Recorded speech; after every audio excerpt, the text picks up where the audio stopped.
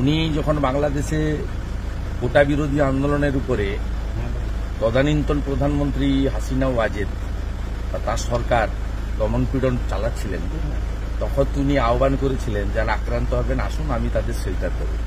তখন প্রধানমন্ত্রীর কথা, পররাষ্ট্র দপ্তরের কথা, পররাষ্ট্র নীতির কথা তার মনে ছিল না।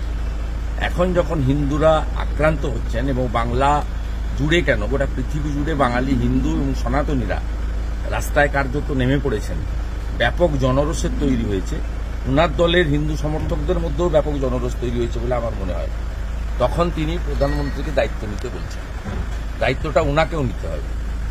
তিস্তা চুক্তির ক্ষেত্রে উনার আপত্তি থাকতে পারে, আবার উনি আদানিকে ফরাক্কার উপর দিয়ে বাংলাদেশে বিদ্যুৎ লাইন নিয়ে যাওয়ার জন্য আম এবং লিচু চাষিদের মাথায় পুলিশকে দিয়ে লাঠিও মারাতে পারে।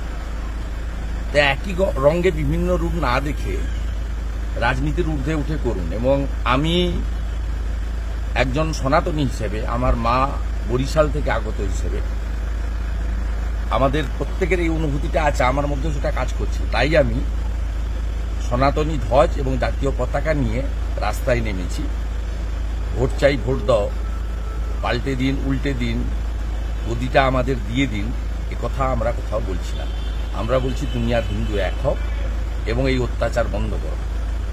এবং আমি গত পরশুদিনই যাদবপুরে বলেছিলাম যে সমস্ত মানবিক দেশগুলি, ভারত সহ, উচিত জাতিসংঘে অবিলম্বে পিস কিপিং ফোর্স পাঠিয়ে পীড়িতদের উদ্ধার করা।